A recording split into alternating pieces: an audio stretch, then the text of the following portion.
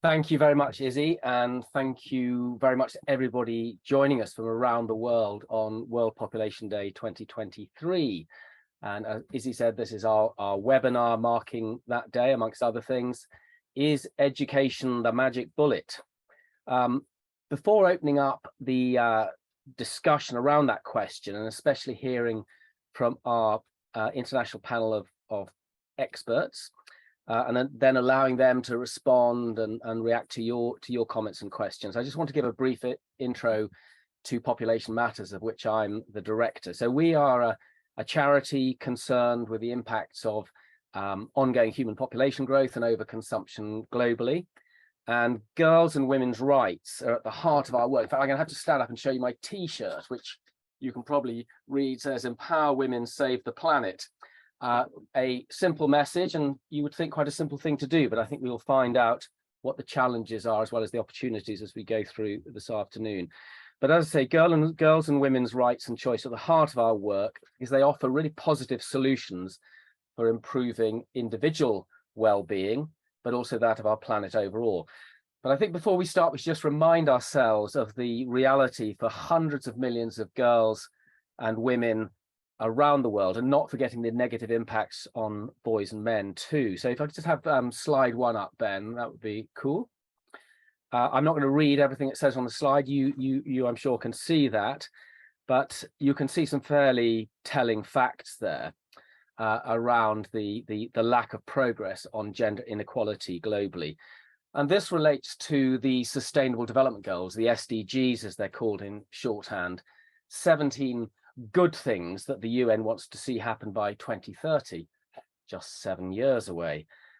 Not surprisingly, sadly, by the UN's own admission, it is highly unlikely that any of those are going to be achieved. And so in the way that governments and policymakers and politicians do, they've come up with a new initiative called the Summit of the Future Initiative to try and translate the SDGs into progress beyond 2030. And particularly relevant to our discussion today are SDG 4, quality education, which is about ensuring inclusive and equitable quality education and promoting lifelong learning opportunities for all by 2030. And yet, as you saw on that slide, there are some real challenges there still. 1 in 4 girls are not in secondary school. Only half of all the countries in the world guarantee free secondary education. And across sub-Saharan Africa, the number of girls not in secondary school has increased by over 7 million due to ongoing population growth. And then we come to SDG 5, gender equality, which is set to achieve gender equality and empower all women and girls. On current progress by the UN's own report, own research, that won't be achieved for another 85 years, which is clearly far too long, too far off. 1/3 of all women in low to middle income countries give birth between the ages of 15 to 19, and 50% of those under the age of 17. That's children giving birth to children. And as the father of 2 young daughters, that hits me particularly personally. 270 million women worldwide have an unmet need or lack of choice over safe modern family planning. And this is not just about the global south. In the global north, we have our issues too. We've seen what's happened in the US with the overturning of Roe v. Wade and the challenges for women having autonomy over their bodies there. In the UK and the US, we have a higher percentage of teenage pregnancies than most other developed countries. The UK has done a lot over the past couple of decades to transform that. They pretty much halved the issue, but we still have problems of high teenage pregnancy in poorer, low educational attainment and deprived areas, which I'm sure our panelist, Dr. Rebecca Foljambe, will refer to in her presentation.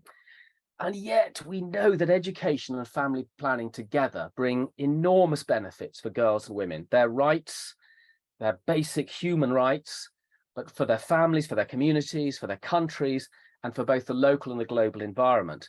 As someone more legitimate, I would say, to talk about this than me, Malala Yousafzai, if you could put that slide up, Ben. Malala from the Malala Foundation has said so clearly, When girls go to school, they learn the skills to overcome climate-related shocks, like the critical thinking capabilities needed to process and act on the risk of weather reports. Additionally, if every girl was able to exercise her sexual and reproductive health and rights through quality education and had access to modern contraception, it could reduce total emissions from fossil fuels by 37 to 41% by the end of the century. These are effective interventions. They're tried and tested methods. They're pretty low tech, and they're certainly available, and they're cheap.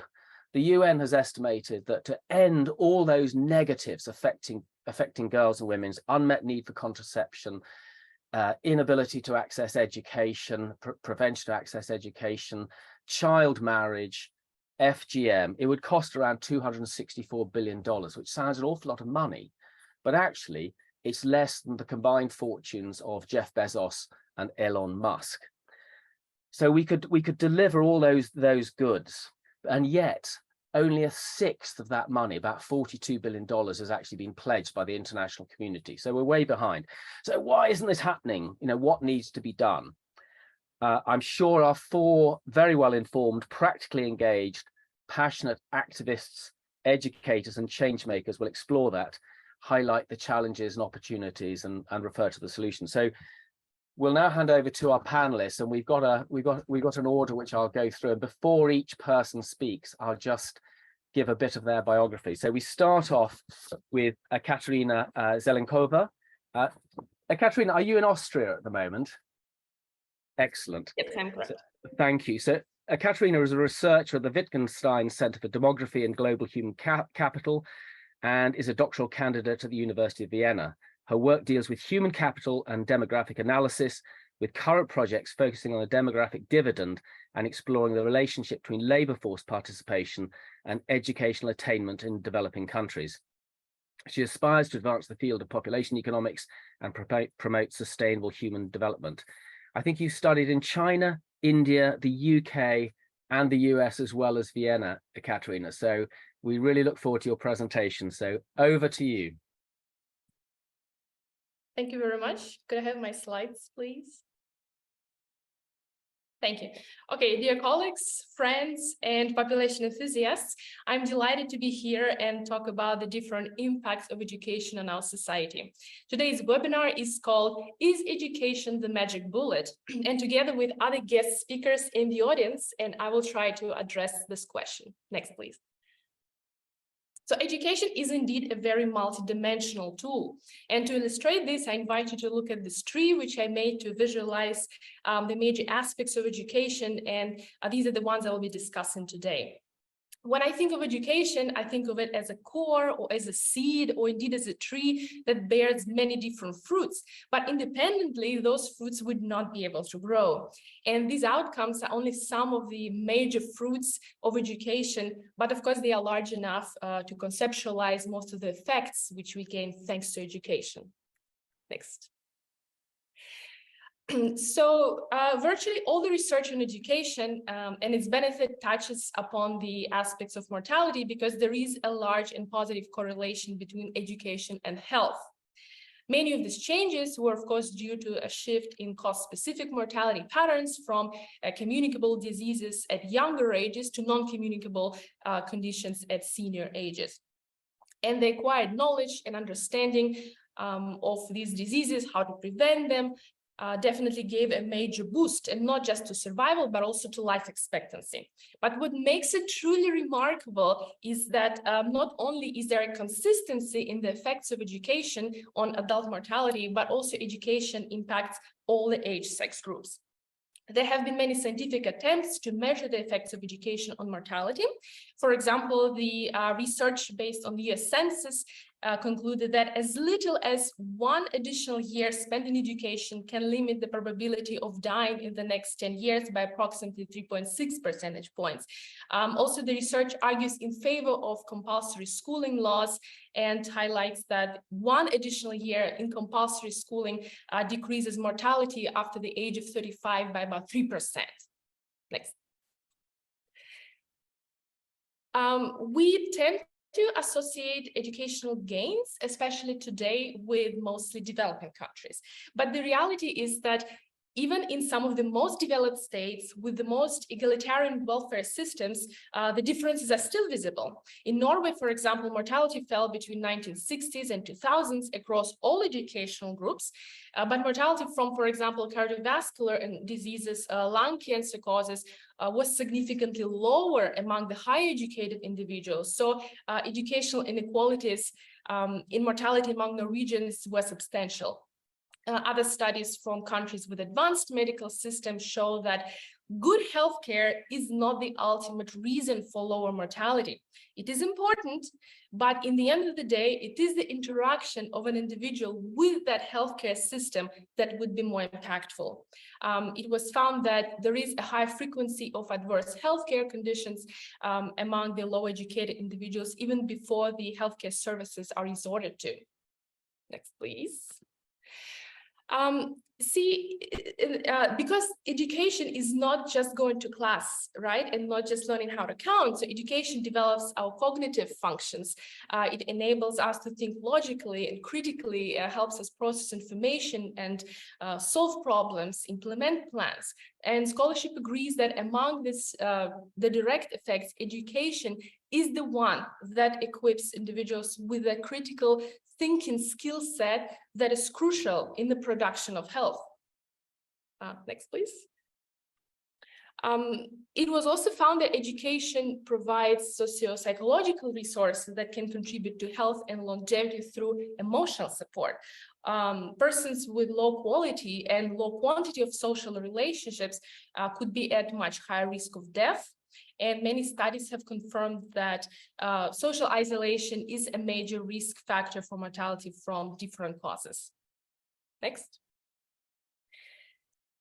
It is important to highlight that better educated individuals are also more likely to rely on their knowledge and past experiences to avoid medical risk factors. They can take greater care in making health-aware decisions, such as adjusting their habits, for example, analyzing their previous illnesses and coping techniques.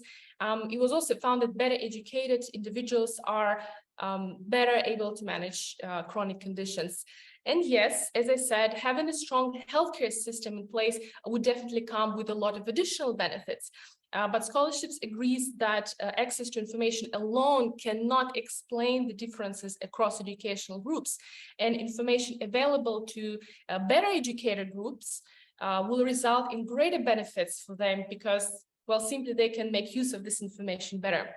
So all in all, it is the response to knowledge that plays a more important role than knowledge itself in creating differential health behavior. Next. Interestingly, even income is not the most important driver of mortality decline. It has been determined that educational attainment is a better predictor of life expectancy as well. My colleagues have conducted a study based on the data from 174 countries from 1970 to 2015 to test whether it is income or education that is more important for improving health and life expectancy. And the paper was meant to challenge this universal view that income and medical interventions are the main drivers of health. But the empirical association between income and health showed to be spurious. They also plotted the life expectancy against the mean years of schooling among the adult population and found that education was a better predictor. Actually, the same link was found when the curves were adjusted for child mortality as well. Next, education has also been found to have very significant effects on fertility and family size against income. We have a study in sub-Saharan Africa which shows that moving the most economically disadvantaged and illiterate woman from a low-educated to a high-educated community reduces her desired family size by 20%. But if you lift the same woman out of the poorest community to the wealthiest community, this would reduce her desired family size by only 6%. Next, please. Okay, maternal education, which could be a topic on its own, has been found to be a decisive factor for the infant's survival, and it is proven to be more important than how wealthy the household is. Mother's education is especially important at the benchmark of under 5 years of age, as this is usually the time period with the highest likelihood of death. A better educated mother is not only more likely to know what is good for her child, but is also more cognizant of the resources available to both her and her child, and she can use those resources, she can access those resources much better, and she will be able to make better judgments with regard to positive and negative consequences. Next, please. There are numerous examples, of course, which confirm that increased educational attainment in mothers reduces child mortality. If we are to consider the overall decline in under-5 mortality between 1970 and 2009, which was about 8.2 million fewer deaths, more than half, which is about 4.2 million, are attributed to improved educational attainment among mothers. Some of the most important regional examples would include this 15% decline in infant mortality in Indonesia and a 28% decrease in infant mortality in Ethiopia. And of course, all due to improvement in maternal health. In fact, if you look at this chart, you will see how evident these changes are. And the children born to women with secondary education, which is the blue bar here, has been visibly lower when juxtaposed with women with little to no education, and no education bar is the red bar here. Okay, next, please. It is worth pointing out that also birth outcomes like weight, like height and others, they are better among the higher educated mothers. And the findings show also consistencies across ethnicities and races. Of course, the difference would appear more significant among poorest and least developed countries of the world.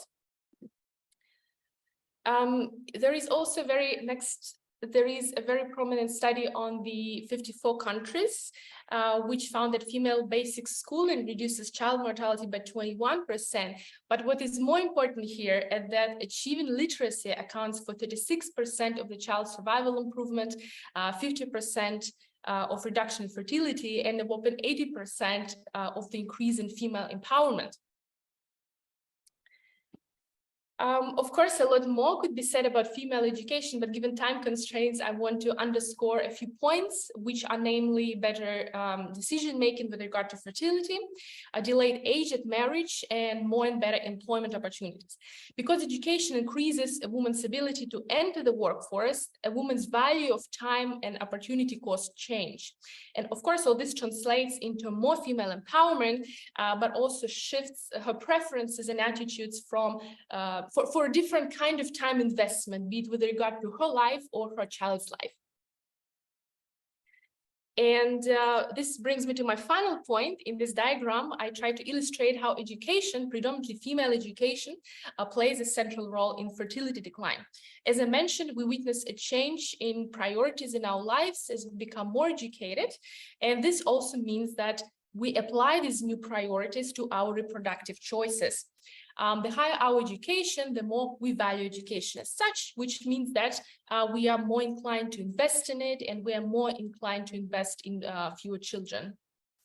Many scholars find that there is also a delay at first birth after a woman enters the union, whether it's formal or informal. We allocate our resources, not just financial, but also resources like time and energy differently with education. And technically speaking, it creates competition to childbearing.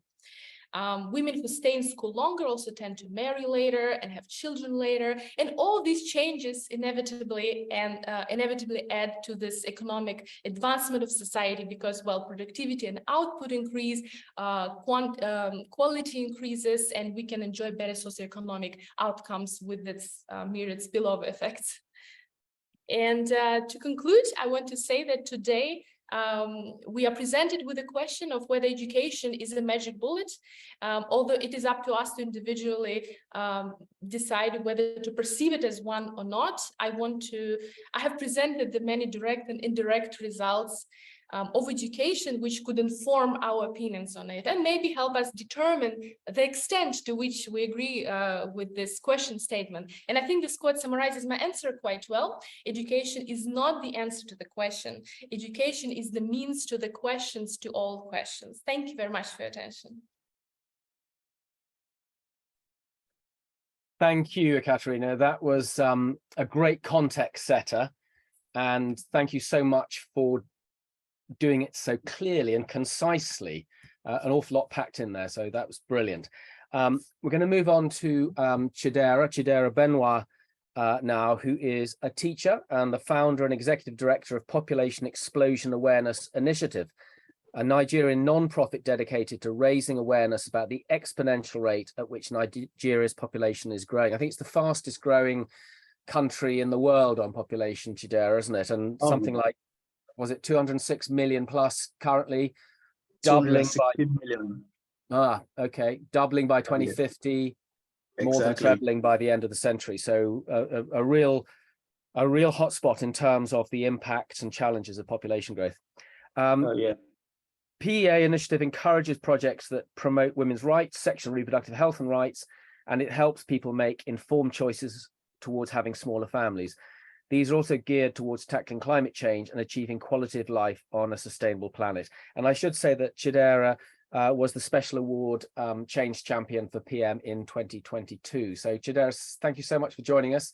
Over to you. Thank you so much. I'm really flattered by your introduction. Thank you so much. And thank you everyone for joining the conversation. We'll keep talking about the issue of population because in the world today, a lot of things are happening in the world. The world is like a jar that has ants that has been shaking, and everywhere the ants are running around, and everywhere is just everyone is just running helter skelter. You keep hearing stories of all sorts of violence and all sorts of things all around the world today. And most of these things come from the fact that the population of the world is growing, and then the resources in the world is finite, and the population is growing in a way that we're using up more than what is available in the world, and everyone is trying to get a piece of what is available, and then it's going all that way. So I'm going to start with my talk is going to be from the perspective of Nigeria, operating in Nigeria, being a Nigerian. I'm going to base my talk from the perspective of the Nigerian story. So the demography of Nigeria, the projections, Nigeria from the report released by the United Nations from the World Population Prospect in 2022, where Nigeria had a population of 216 million. And out of that 216 million, Nigeria is projected to hit 375 million by 2050, and then 575 million by 2100. Nigeria with 7 other countries are projected to drive half of the global population growth from 2022 to 2050. So Nigeria with Egypt, DR Congo, Ethiopia, Pakistan, the Philippines, Tanzania, and India. So these countries are projected to drive half of the global population growth from 2022 to 2050. And when you talk about population, it boils down to fertility rates and then the rate of contraception in every locality. It's true that in many countries, population is going down, the numbers are going down, but in Africa, especially the sub-Saharan Africa, the figures are going to continue hitting up for a long time. So Nigeria being one of the countries that will drive this growth, and then education is one of the things that's supposed to help us to mitigate the rate, because in Nigeria, out of the 216 million, 133 million Nigerians are living in multidimensional poverty, and that's a huge number. And then if we don't address our population issues, the quality of life will keep going down, because the number of people will keep increasing, even when we make gains when we make gains from legislations, the gains get wiped out, because as the numbers keep increasing, they wipe out the gains that we make. So in Nigeria, we have the fertility rate of 5.1 per woman. So every woman in their reproductive age is expected to have around five children in her lifetime. And then the contraceptive prevalence rate is around 18%. And then we have the unmet need. We have unmet need, the number of women who don't have access to, who want to have family planning, but they don't have access to it. We have around 19% of Nigerian women who don't have access to family planning, but they want to use it. But even when you check, that's like women who are in a union or married women. But when you check the number of women who are sexually active but don't have access to contraception is around 40%. So, and then we have challenges of population. Our health system, the educational system, it all boils down to education. So we know that education is supposed to help us to move from where we are to a better quality of life for our citizens. And when we talk about education, we talk about it hits to the education of the girl child, because in the way Nigeria is today, men are more have more benefit from the cultural perspective. The culture gives the men a lot of upper hand against the women, like in terms of owning land ownership. In many places, women don't have the right to own land, and that alone goes a long way in keeping the woman handicapped. And again, in terms of bodily autonomy, when you talk about family planning, if a woman wants to have family planning, she somehow has to always get the approval of the husband. I met a lady that she gave birth through CS, and then she works in a hospital, and then she, as time within like the time period that her baby was still very young, the CS was still healing. She, as she works in the hospital, she was able to get an implant in the hospital, but then she didn't tell the husband. She forgot to tell the husband initially, but then after she has gotten the implant, she went home and told the husband, and the husband was very furious. And then if you look at the situation, she just had a baby and through CS, and then the husband was very furious that she got an implant. So if men had a form of contraception, I wonder if the husband was in that situation where he still had wound healing in his abdomen, and then he had to, and the wife gets angry, very pissed that he got contraception in order not to get pregnant. So it goes a long way to tell about the power, the rate of power difference in the African culture gives to the men in our society, which goes a long way to fuel the patriarchal system that we have in most African countries today. So and that's wiping away the rights of the woman. The women get to not be able to make decisions in terms of reproductive rights. And then since the women are naturally the natural channel for reproduction, they keep breeding many and many more children in the society, which keeps our rate of population growth always growing. And we're going to keep growing for a very long time.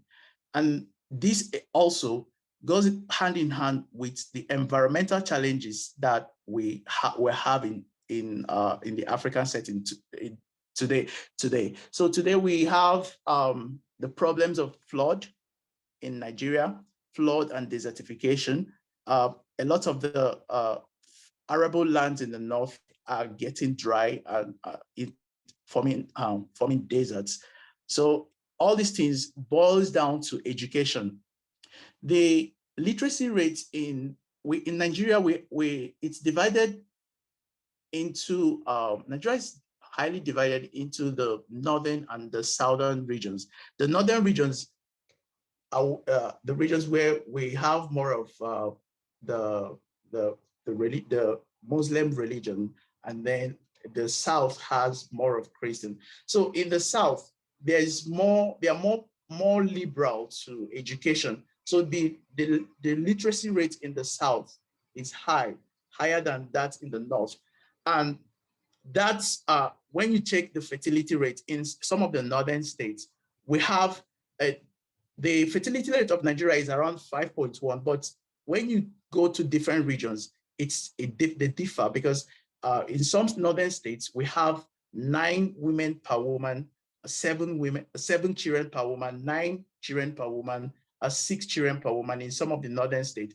Then when you go to the south, we have some states that have 4 children per woman, even 3 per woman, and mostly 4 in the south, because the educational level in the south is greater than that of the northern region. So if you ask about if education is the silver bullet, I think that's exactly what we need. Bringing in, giving more access to education to our children, especially the girl children, for them to be able not to be married off in time, because when a woman is educated, she tends to know more about her rights. She tends to be more decisive in terms of reproduction, her way of reproduction, the number of children that she wants to have. So if there's anything that's going to help Nigeria in her situation, it's massive investment in education. And when you talk about investment in education, you talk about the government. Also, the quality of leadership that we have goes a long way to reflect how education can be in that region. Like in Nigeria, for the past 3 years, the recommended number for budget for education in according to UNESCO is around between 15 and 20%. But for the past 3 years, in 2021, Nigeria invested 5.7% of her annual budget to education. In 2022, Nigeria invested 7.2% of her annual budget to education. And then in 2023, Nigeria invested 8.8% of our annual budget to education. So we have never crossed the 10% investment in education. And that goes a long way to tell about the leadership. Also, if we have leadership that are decisive, that are, I'm trying to find the right word, leadership that knows what the people need, they'll be able to put more effort in investing in our education, because having access to education is the foundation of any successful society, especially in the African society, because if a woman is educated, she'll be able to be more decisive, and that will go a long way in controlling the population of the place.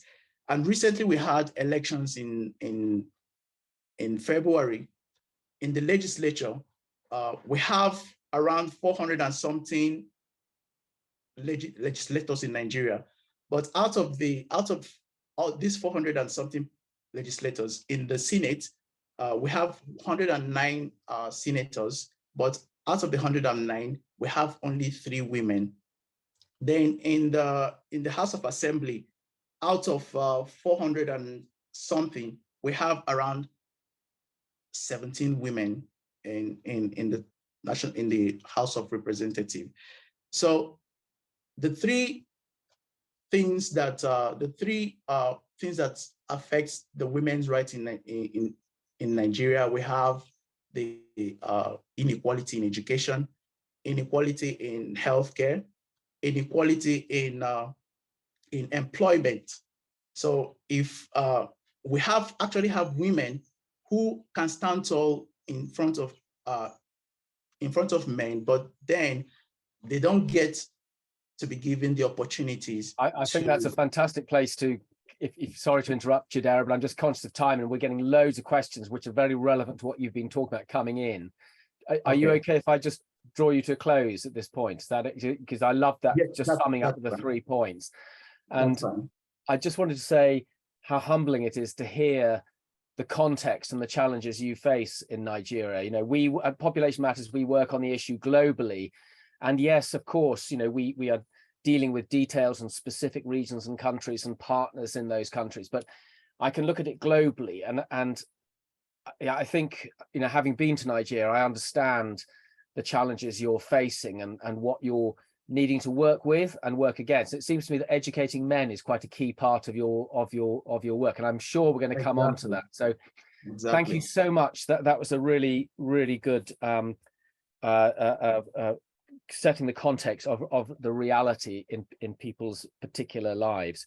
I want to come on to Rebecca Foljambe now, who is a NHS doctor here in the UK with a special interest in family planning and women's health.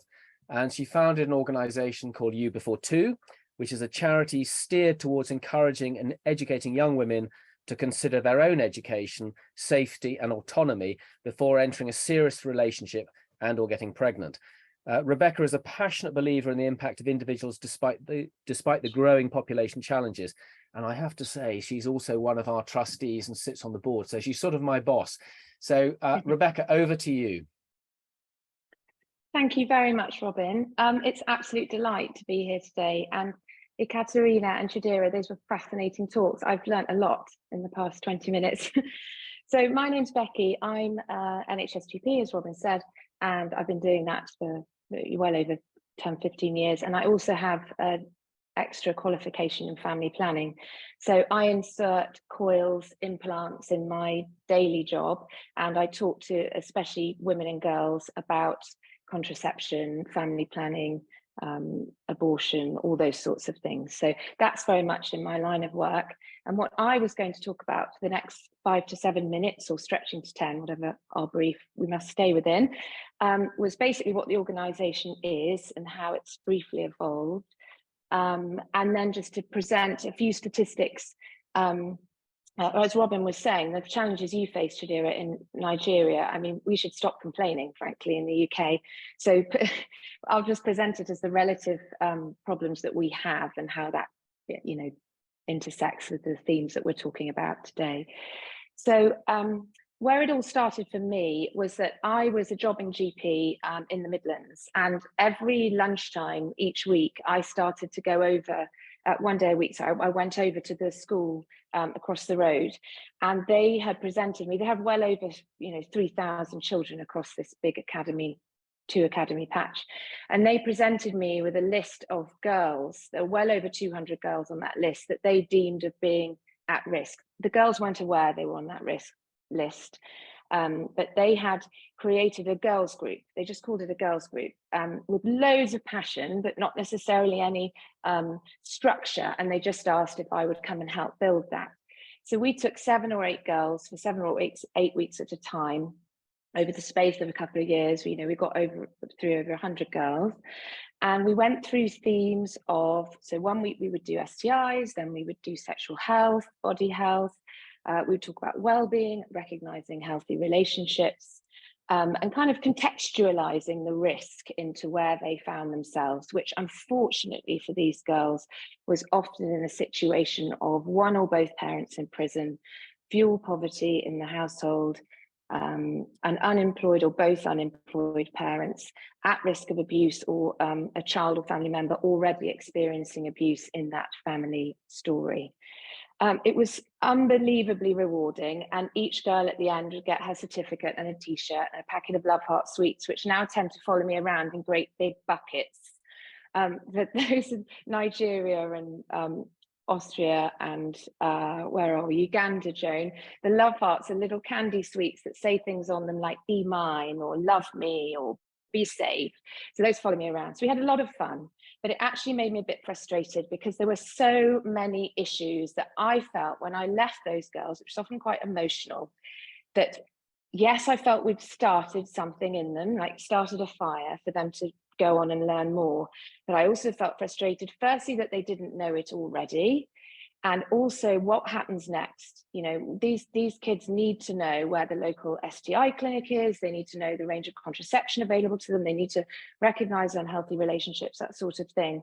So I founded You Before Two in 2019. And our charity activity at the moment, because we're a very small team, is in 2 chunks. So there's me, who I go out with one or some of our fantastic volunteers, and we deliver workshops in schools, and we've done well over 1,500 boys and girls in small groups now. And we have a really fun workshop on STIs with lots of gruesome pictures and giggles and stories, but predominantly they must leave knowing where they can go for help or to get a sexual health screen. We do a slightly more gritty one on gender-based violence. We do one on healthy relationships and consent, and what that really means. And family planning and contraception. We have fun with plastic willies and condoms, and God knows what the caretakers think when they come in the evening and there's just piles of used played with condoms in the bins. So we have a good time, but we basically want them to have the take-home message that there's masses of choice, that sexual health care, you know, we're so blessed in the UK, is free at the point of access, as is the contraception. And we need them to know where they can go for help. That's basically what we want them to be understanding. So that's one lump of the charity, part of the activity. And then the other part of the charity activity is that me and the lovely Dr. Naomi Sutton, who is a consultant in sexual health, have made some videos and built lesson plans, which we sell up and down the country. It's proportionate to what that school can afford, so that we're always reaching children from deprived environments, because we know that the double trouble, that they are most at risk in the, you know, poor educated or deprived areas of these consequences of dangerous sex, risky sex. So we distribute the lesson plans, and then the charitable income that comes in, we use to build more resources. So you're pushing on an open door with me. It's almost a rhetorical question to me. Is education the magic bullet? Well, oh my goodness. Absolutely, completely. And what Ekaterina was saying, I think you said, Ekaterina, the critical thinking skill set that supports health. I mean, that is just bang on. They need to know how to think about these things, and they don't know how to do it unless somebody helps them, that allows them to ask questions, to explore, to, you know, not get into trouble for asking these questions, or being honest about what they're actually getting up to and knowing where to go for help. And Chidera, you were saying about multi-dimensional poverty. In Nigeria, that's profound and pronounced. We have our own version in the UK, obviously, and our relative problems. But it is always the way that the unplanned, unwanted pregnancies are often in the youngsters in the context of marked deprivation at home, poorer access to healthcare. Even if the GP practice is up the road, sometimes they just really don't have the courage to go, and they're suspicious of healthcare in a similar way they're suspicious of the police. We have problems to face in communication and education. So just to put a little bit of context in our statistics here, and then I'll stop talking. Thinking about Joan and your wonderful organisation you're about to talk about, and your lovely best friend who died in childbirth, age 13. I mean, that was, I couldn't believe reading that, and I can't wait to hear your story, Joan. That is obviously appalling, and thankfully we don't have a lot of children giving birth to children, especially in coercive or aggressive environments in the UK. But we do have, despite the fall in teenage pregnancy rates that Robin was talking about, we have a plateau now, and there are still up to 30, 40, even 50 per 1,000 girls getting pregnant in more deprived areas in the UK. And an even more worrying statistic when we're talking about the planned wanted child is that we have got the highest rate of teenage abortions in the UK now than we've ever had. So that's very reflective that that young woman did not want or plan that pregnancy and did not have access to contraception for whatever reason, usually. Failed contraception is much less likely, but a possibility. So usually they don't have the access to contraception or the education to protect themselves. So on those statistics, as I said, the teenage pregnancy rate has plateaued, the teen abortion rate's gone through the roof. And talking about sexual violence and gender-based violence, the NSPCC statistics, so that's a very important organisation in the UK that is invested in keeping children safe. They indicate that the number of child sexual exploitation crimes has increased by 10% in the last few years in the UK. And the COVID lockdowns played no small part in this, because there's been a massive spike in coercion and exploitation online, all these children in their bedrooms on their devices. And research suggests that at least 1 in 20 children in the UK have been sexually assaulted. And 1 in 3 of these sexual crimes of this nature against children in the UK are actually committed by other children, which is a statistic that just literally chills my blood. And 50% of children in the UK are thought to have accessed porn by the age of 11. And we're increasingly finding that the sexual crimes committed by youngsters are being increasingly tracked to or related back to influences from watching sexual violence in porn. Looking at STIs, we've got problems there. Gonorrhea and syphilis cases have dramatically increased. Gonorrhea cases have gone up by 50% over the last few years, and syphilis cases are the highest they've been since 1948 in the UK at the moment. The access to sexual health clinics, and this is where we compound all these problems, has also been dramatically blighted by COVID and government funding and decommissioning of services as well. So we in the UK have our own version of barriers in access to sexual health clinics and sexual health services because of those various things I've just discussed, but also because a lot of the time that youngster, young boy or girl, doesn't even know how to think, how to plan, how to access the healthcare. And that's what we feel really passionate about at You Before Two.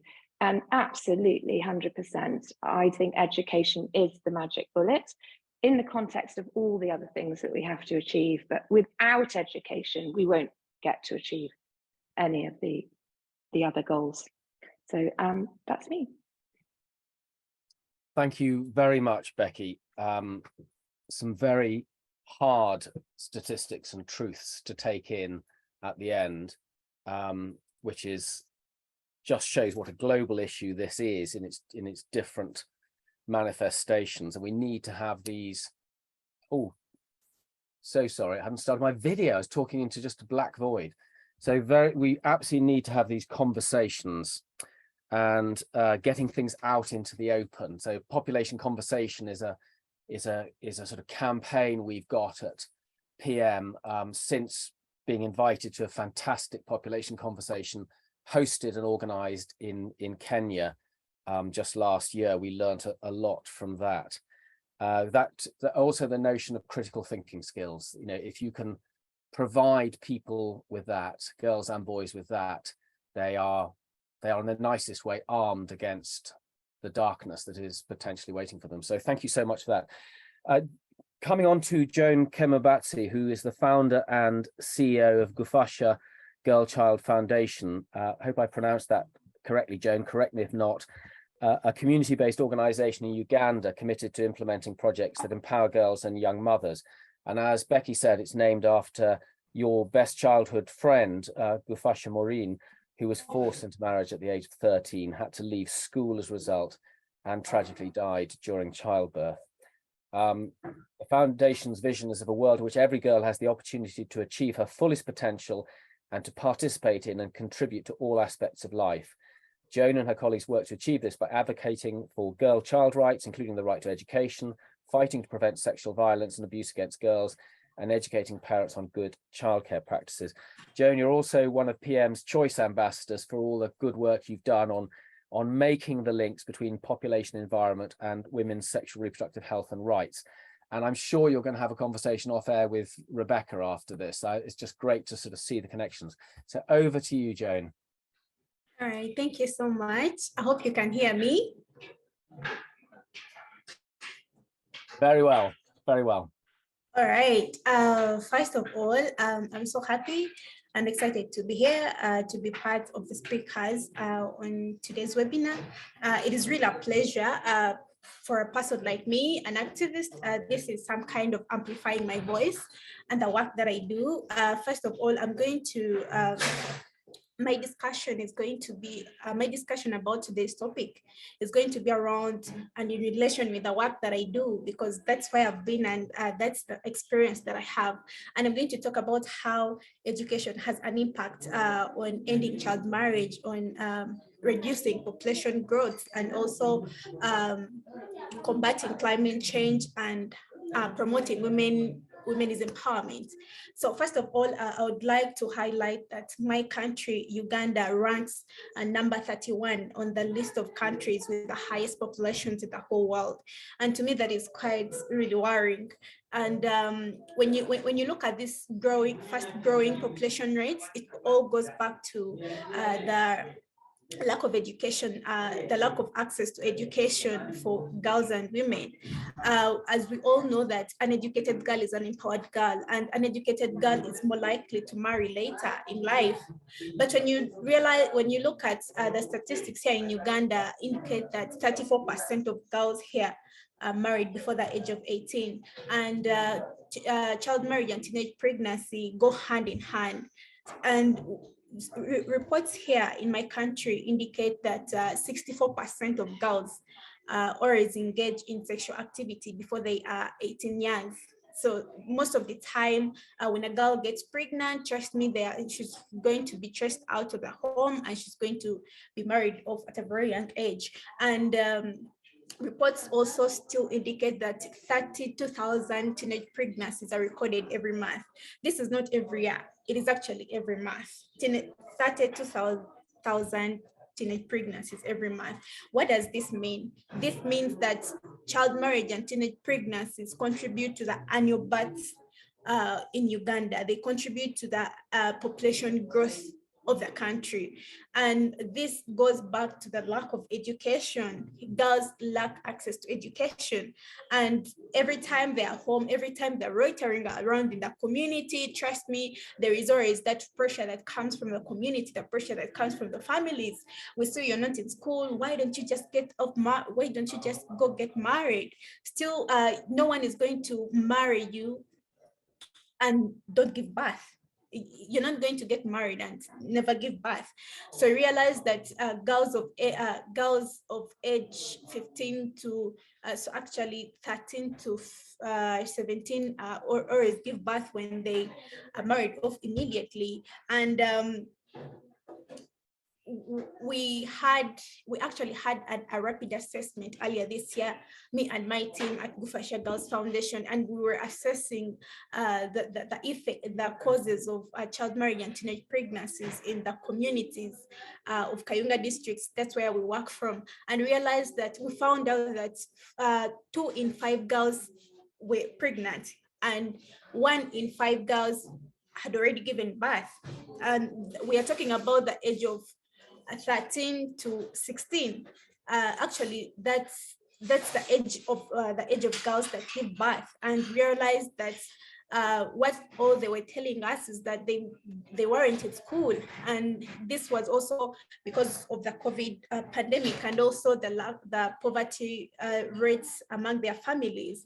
So I realized that the lack of education is really making girls get married at a very young age. And reports here in my country state that ending child marriage and teenage pregnancy by providing quality education to girls would really could reduce the total fertility rates of the country by 8%. So that's how powerful education is. That's how powerful female education is. And I also talk about how education and how sexual and reproductive health education and also comprehensive sexuality education has an impact the lives of girls and women, we have to understand that education is not about just girls sitting in the classroom, just waking up in the morning and going to school and coming back. We have to understand that education goes beyond that. And we have to understand that we need education that allows the integration of sexual and reproductive health, that allows the integration of comprehensive sexuality education, CSE, because this kind of education, we help girls make informed choices. And we've seen statistics and we've seen reports state that 50% of girls globally cannot make choices for their own lives and cannot make choices for their own bodies. And we've also, for my country, even when the National Sexuality Education strategy was launched, it was never implemented. And yet this was the kind of approach that was going to integrate CSE in our education systems, so that young people are equipped with the knowledge and the information that they need to make informed decisions for their lives, because that is key. We all have stages in life where we have that. We believe that we've grown up to have maybe sexual intercourse, but sometimes we forget that we are still young. But how about if we really informed these young people about their sexual and reproductive health, so that they can have access, they can have the skills on how to protect themselves from teenage pregnancies. And also talk about how education is really important, most especially female education, how it is really important in combating climate change. As one of the speakers said, I think it was Katrina, education can help girls to be equipped with the skills they need. I'm so passionate about climate justice because I come from a community that is really impacted by climate change. And my work really, my work to advocate for an end to child marriage intersects with advocating for climate justice. And of course, we cannot end child marriage without ending climate change. Like without climate justice, it's the same as you cannot achieve gender justice without climate, we cannot achieve climate justice without gender justice. So that's where the point is. We all need to, we need to put education at the center of it all. And of course, as today's topic, education being a magic bullet, for me, that is, education is really a powerful tool. I believe in education. I believe if I didn't get an education, I wouldn't be empowering other people. I wouldn't be educating my community about the importance of environmental protection. I wouldn't be educating and empowering other girls. So education is really, really a magic bullet, and it's really an important tool when it comes to climate justice, when it comes to environmental protection, environmental resilience. So every time a girl is educated, she's equipped with the skills that she needs to be ready to be ready to face climate disasters when they break out. I would take an example. There is some community that we visited, and we found out that it was affected by floods. It was actually last year.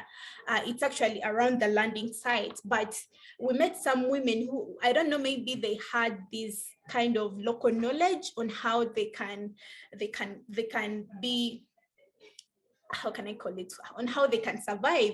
So when we asked them, how did you survive? Because most people were taken by the floods and all that, they told us, our grandparents taught us this, taught us this, and we're like, okay, but how about if we still equipped women and girls with this kind of education that enables them to be resilient? How about if we equip them with the power and the knowledge they need to come up with environmental friendly initiatives? And how about if we made them realize they have the power to demand for climate justice? This all comes around education. This is all about education. That is how powerful education is. To me, education is a game changer. We cannot achieve and cannot tackle most of our world's problems, the most challenges, the challenges that is affecting our earth and our world, without placing education at the center of it all. And when it comes to women empowerment, as as I think Katrina stated, that an educated woman is really powerful and can negotiate pay. She can negotiate her value. You know, she can go in for jobs that are paying highly. She can go in for, you know, she can stand out. I think that is how most I can bring it out. Of course, there is always a difference between an educated person and an educated person. So that's how powerful education is when it comes to female empowerment. Of course, we need to be empowered. You understand? I'll take a personal example. Okay, it's not kind of bragging, but I think I should be proud that I'm one of the girls from my community.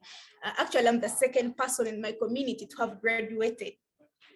So that is kind of a win for me, and it's an example to other girls. And every time I stand in front of these girls, they see a role model, and that's a dream come true. That's what I've always wanted. I just didn't want my education to be a waste, like people just talking about how I got the degree and all that, but I was looking forward to empowering more girls. You know, most when you come from these rural communities, people don't believe that you will ever make it, maybe complete a degree, maybe get a good paying job. People don't believe that, but every time you stand out as an educated person, especially girls, people always look at you. You know, girls always look at me, and I'm so proud to say that. So that's how powerful education is. In case there is something important in my community, I'm always asked to come around. So it's something that is really, really very powerful. And we all have to believe that education is the most powerful tool to population reduction, to empowering women, to combating climate change, and also ending child marriage. We have to believe that female education is the most important tool, and we have to place it in the middle and in the center of all strategies and all that we want to do to tackle all the global problems. And as I conclude, the bottom line is investing in education, and more so female education. Thank you so much. Thank you, Joan. That was fantastic. And yeah, I'm sure people have got lots of questions. I've seen them stacking up in the Q&A section, and there's one I've definitely got sort of to put to people. I was just thinking as you were talking, there's that everything the Malala Fund has been doing, and their report on investing in girls' education really resonated and echoed in terms of what you were saying about girls learning to be more resilient in the face of challenges and shocks from climate. Of course, many of those people, many of those girls and women in those countries are the ones who are in the front line of climate change, but are the least responsible for it. So there is absolutely an injustice there that we have to address. But one of the ways of addressing that is obviously enabling investment in education. And I'm ashamed that our government here in the UK is making a ridiculous choice at the moment. It's not going to meet its climate change budget allocation. And so apparently it's going to cut its investment supporting girls and women's education and family planning projects. It's like it just isn't thinking logically, just as you have so clearly set out where the links are. So we have some work cut out.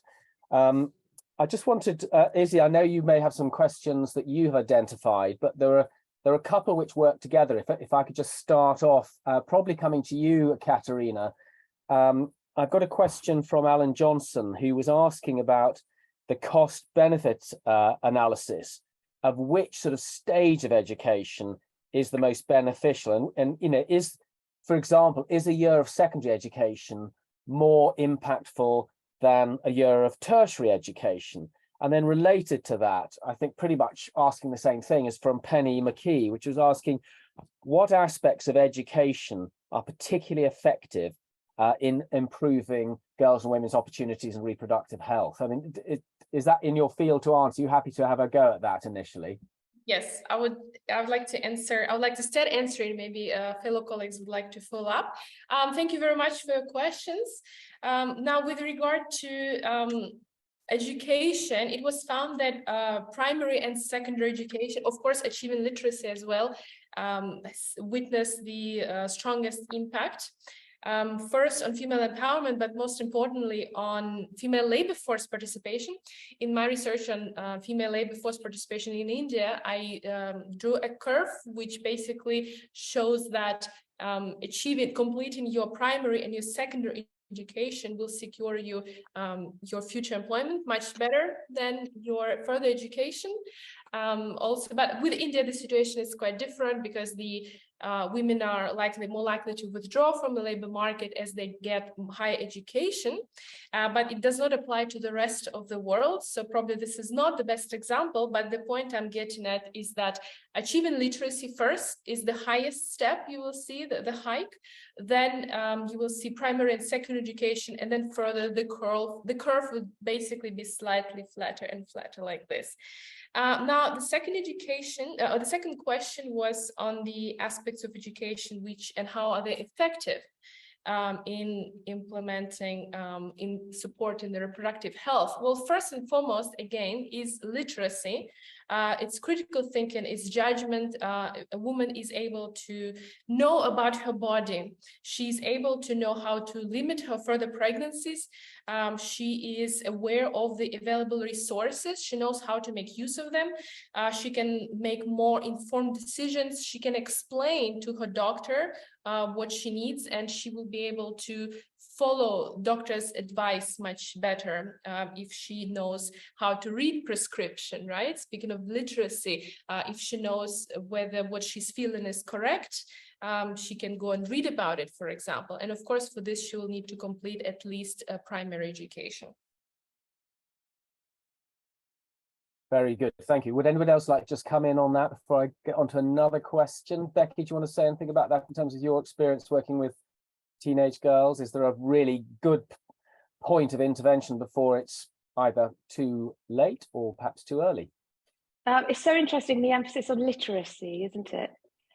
When they learn to kind of read around a topic and they have structured education, I think that's really important because they learn the context of problems. And I think that's vital for them learning to protect themselves, for sure.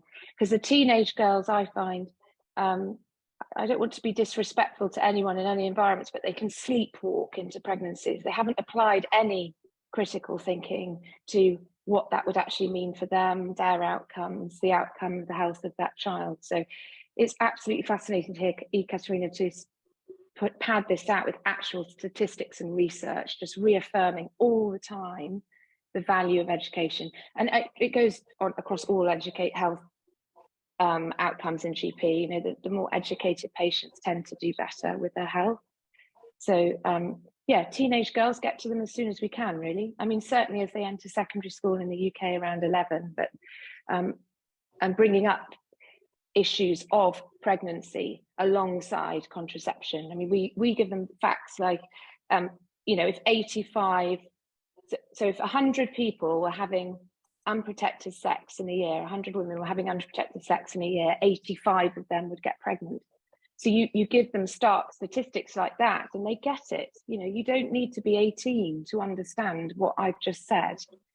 So teaching them the kind of language alongside specific facts really helps them, and they're not going to know that unless somebody's told them. So yeah, powerful. Brilliant, thank you. I've got a couple of questions, I think for both Chidera and Joan, because I think you both talked about socio-cultural norms in your countries and societies, which may or may not impact on young people making choices or feeling ready to make choices. And related to that is a specific question around the role of religion in Nigeria. And I know Nigeria, in simple terms, there's North and South Nigeria. There are different religious beliefs in different areas and different cultures and so forth. So don't want to be too crude a question, but could you just talk about that? Because I think Chidera particularly, and I think also Joan, you're trying to break through those sort of taboos and socio-cultural barriers or expectations. Okay, let me just go in on that. Nigeria, as a country, is highly religious. Is a highly religious country, and the religiousness of Nigeria goes a long way in affecting the individual life of many Nigerians. Then Nigeria is also divided in terms of religion. The northern part is mostly Muslim, while the southern part is mostly Christians. So, and then in asking question about whether religion affects the choice of, the question was whether religion affects the choice, whether religion affects the reproductive choice of persons, right? Yeah, and whether it's actually, is there any correlation between religious influences or social influences and fertility rates? Yes, actually. I mean, I think, religion can be a force for good, can be a force for bad, and I suspect you might say the same, but yeah, take it away between you. Yes, it's religion has great influence on the life of individuals. Like in the northern part, where they have mostly they practice mostly Islam, they have this religious norm about polygamy, that a man is entitled to 4 wives, and that makes some families have even up to 60 children per family. If a man marries 4 wives, and then he could produce 10 children from each of these women, and then you see families having 40 individuals, 50 individuals, 30, 28. There was a House of Rep member in 2020, between 2020. He came to the House. He was mentioning that he has 4 wives and he has 28 children, and then he should be given a polling unit in his house so that on election day, his family wouldn't have to go out, and then they would just vote in his house. Due to the fact that he has 4 wives and 28 children. But in the Nigerian South, they practice more of Christianity in the religion in the Nigerian South, and that also goes a long way in affecting the choices that they make, because the Christian religion teaches monogamy. So when a man has to marry 1 wife, and then if he marries 1 wife, he has to he can't produce as much children as a man that married 4 wives in the north. So asking the question whether religion affects choice of reproduction in Nigeria, yes, it does. And also the cultural norms also go a long way in affecting individual choices. Thank you. I'm going to come to you, Joe, now, and just to intersperse briefly, obviously religion is having an impact in the United States, where abortion has been made pretty much illegal and led to maternal deaths and it's pretty awful cases. And I think, Ekaterina, you might have a comment about some of the influences going on in countries like Poland, where there is education, of course, but there is no sex education. There is education around traditional family values, which doesn't mention sex at all.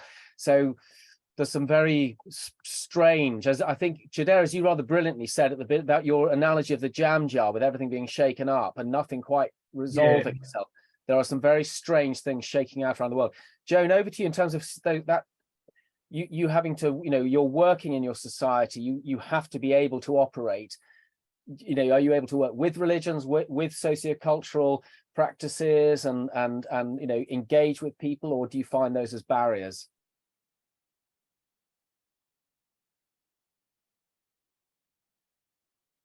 Did you get me, Joan? I'm coming to you. You're muted at the moment. I was going to ask how you are finding your work dealing with, those cultural norms or perhaps religious barriers or opportunities. How we are dealing with that? Is that a barrier to you, or is that an opportunity? The culture barriers? Yeah. Okay, it is still a barrier, because when you look at the kind of work that you do, it is still deep rooted in such in culture and traditional barriers. So the belief that society still has on girls and women is still limiting and hindering their potential and maybe accessing good quality education. The belief that even when a girl is educated, at the end of the day, she's going to get married, no matter how old she is. So that is one of the barrier. The cultural barriers are the greatest barriers when it comes to the grassroots, because we work at grassroots, and it has always been a barrier. You know, the beliefs that societies have on the girl child, the belief that these girls are supposed to be in the kitchen, the belief that these girls are not supposed to go to school, even when the family has some kind of financial resources. Trust me, it's the boy child that is going to be taken to school. And there is that mindset that girls belong in the bedroom. You understand? So this is still a barrier, and we are tackling it through community-based initiatives, because we believe that change starts from grassroots. So we have to start at grassroots. So that's the way we are tackling these barriers, is using these community-based strategies. You know, we have some initiatives that have community leaders and community people, where we sit at fireplaces and discuss how we can dismantle these barriers and discuss how we can break these barriers, because generations are changing, things are changing. And as I said in the very first place, that I am kind of a role model in my society. So every time we bring out this picture that, you know, a girl child is supposed to be a doctor, a girl is supposed to be a lawyer, she's supposed to be, you know, someone very important. So that's how sometimes they give us an ear, because if they, as I said, I am the second graduate in my community. So my dream is to see more and more graduates, female graduates in my community. So we do that through community gatherings. We do it through community. We work with community leaders that can help us spread and have access to communities. Yeah, but at the end of it, and at the end, at the behind of it, these cultural barriers are still barriers, limiting girls' potential, limiting women. Let me take an example. Some families that we reached out to, you know, you find a family, you find a woman having 9 children and still giving birth. Actually, she gives birth every year. But because she doesn't have that knowledge, you know, and she's still being ruled by the man, the decisions of the man, that me I want 16 children, and that's what the woman is going to follow. You understand? So at the end of the day, trust me, they'll still have challenges to meet their needs when it comes to sexual and reproductive health, when it comes to accessing contraceptives, when it comes to family planning. You understand? And most of them come from deep rural areas. So when you look at this, it still goes back to the lack of education. But before they have the education, they are still being held back by these kind of barriers. Yes. Brilliant, thank you. And I think you've answered the question from Moses Amagbo Johnson, who asked, do you agree that education is critical to overcoming the cultural barrier to women, girls' sexual and reproductive right? That is, women having the right to determine the size of the family. So thank you, Moses, for that question. Thank you, Jane, you definitely answered that. And I'm going to sort of move on a bit. I don't want to be too down on religion, because actually the Catholic Church in some countries has been really progressive in terms of shifting sociocultural norms and enabling women's rights. And a key example is Costa Rica, where the access to contraception is now over 80%. The birth rate is, you know, way down. It was sort of 3.8% about sort of, you know, 30 years ago or so. And actually it was local Catholic priests who worked with a forester and an environmentalist with communities to enable women to have access to the contraception they wanted. And Costa Rica has totally transformed itself as a result of giving women those rights. In fact, I think Costa Rica is now the 16th happiest country in the world. All of this information is in a report that Population Matters has just produced, which you'll find on our website, which is, I think, called Power to the People. And it's looking at the many more examples of positive population policies in the world than the deplorable ones you hear most of from China and India. So definitely worth reading that. And Chidera, just to reassure you, I saw your example of the House of Representatives gentleman who was boasting about having 28 children and should have a polling booth in his own house to contend with that. Our own politicians, such as our recent Prime Minister, Mr. Boris Johnson, had at least 7 children. I believe he knows about them, but not all. And of course, the great Elon Musk, who's telling us all that the world is underpopulated, we're going to run out of people, has at least 10.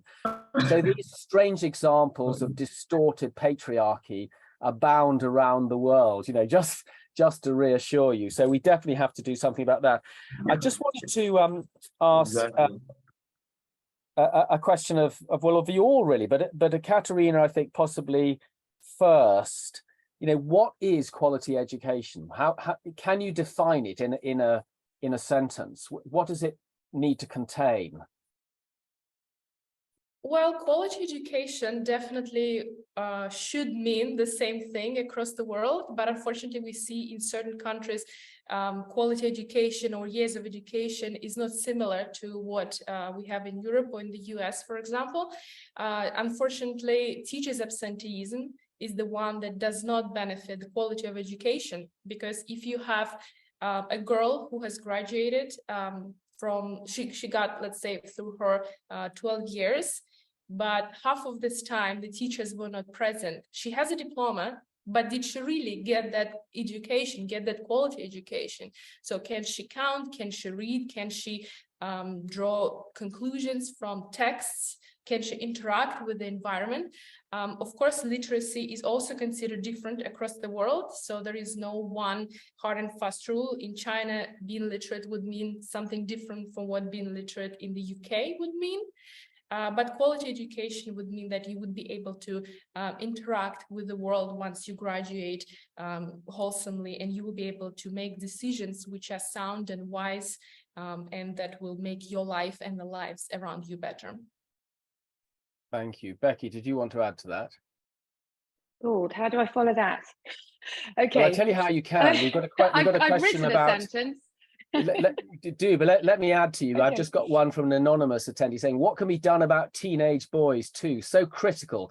The focus should be encompassing of both sexes for sustainability's sake. Okay. Yeah, teenage boys. First, do you want my sentence on what is quality education? Go on.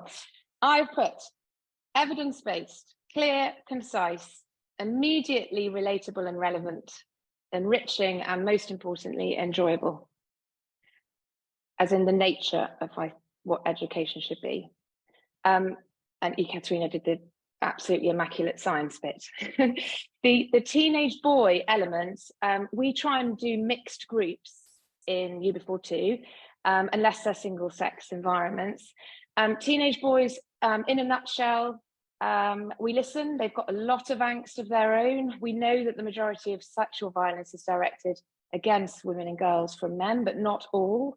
And they do harbour quite a bit of grief and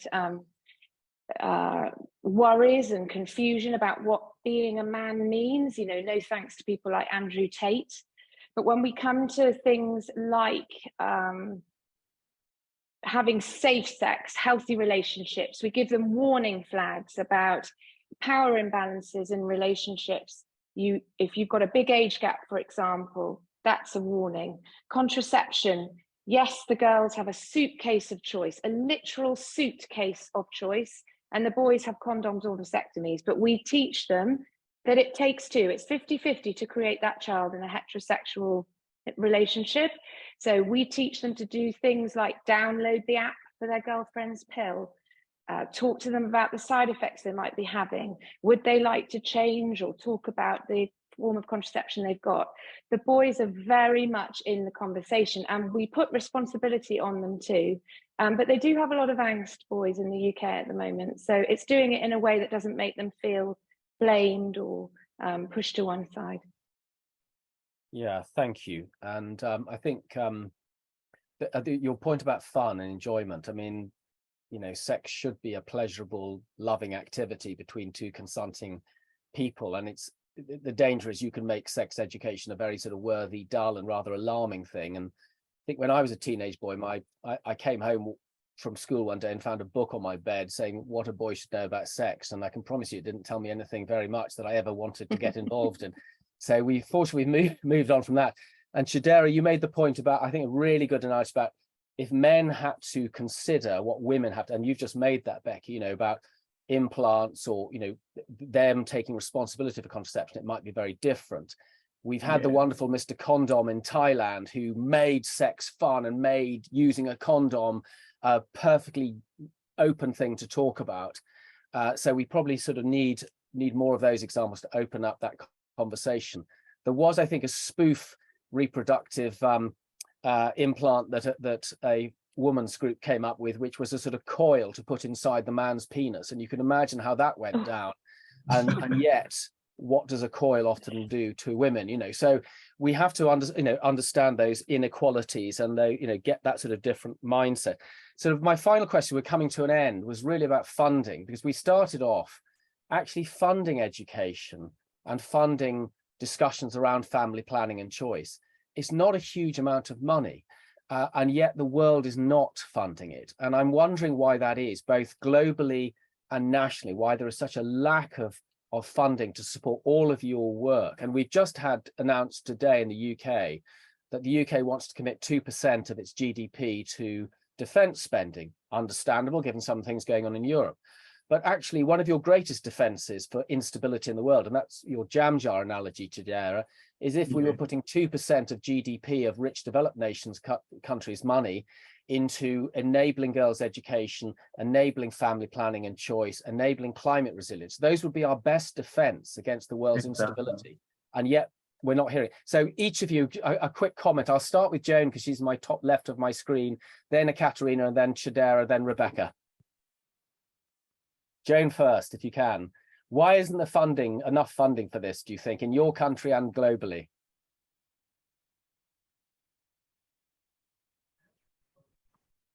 Sorry, could you repeat the question?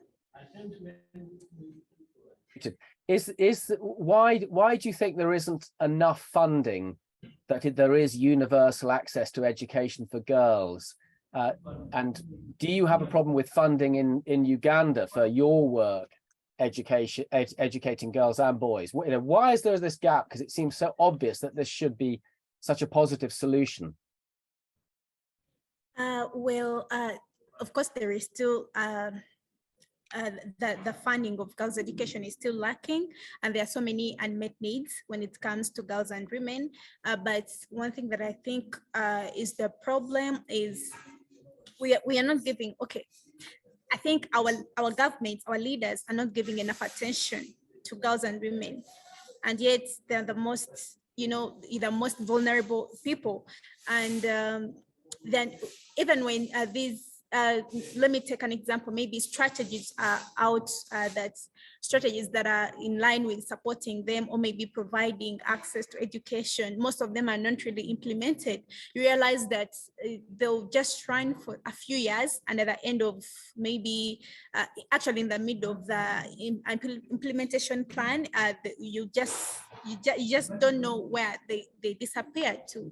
So actually it's still lacking, and the problem is we've not yet given enough time and resources to meet girls' needs when it comes to education. Thank you. Very, very, very concise. We want about 15 seconds. So Ekaterina, over to you. Quick, 10 seconds. I think because education might be too vague for some states, we do have some funding for education, but we need to do research on where this funding will make the most impact. Is this secondary education? Is this primary education? It will definitely be different from country to country. Thank you. Chidera? Yeah, I think it's misplaced priority that the governments, instead of funding education, they keep channeling money to military operations. And if the world will think about de-escalating on issues of wars and all this, I think we should be, we have more sense of channeling the money towards where the money is supposed to be used, like education. Brilliant. Becky, thank you. Final comment. Well, I agree with what everyone has said. In the UK, there's a slight mistrust in the quality of RSE education at the moment. Miriam Capes, MP, has been commissioned to look into that because of a slightly idealist approach. But yeah, we need to lean into the conversation of population, for goodness sake, and realise that we have to have carefully planned pregnancies in a conscientious way and healthy relationships. And that's just not sexy somehow. So yeah, we're going to make sex education sexy again and start delivering evidence and impact. The money spent here will save 10 times more money in other areas and then achieve all the sustainability development goals effortlessly if we'd only just do it. Absolutely. And you echo what Ashley Judd, the UN FBA Goodwill Ambassador, said: if we invest in girls and women, the world and all of the 17 Sustainable Development Goals will advance forward rapidly as a result. So that's a really nice way to bookend this webinar. Thank you, everybody, for particularly our panelists for their contributions from around the world. Really great discussion. I know that Ben is going to put a placeholder up at the end, just telling you where you can get more information about Population Matters and about these issues and some actions you can take, particularly putting some pressure on all our governments to make those SDG targets, those Sustainable Development Targets, delivered, and really prioritizing 4 and 5, education and gender inequality, because those are the lever for everything else, as Becky's just said. So thank you so much, all of you who've been with us throughout this, and really appreciate your input, your questions. And could I just say thank you again to our panelists. Really appreciate your time on 2023 World Population Day. Thank you. Thank you very much. And goodbye.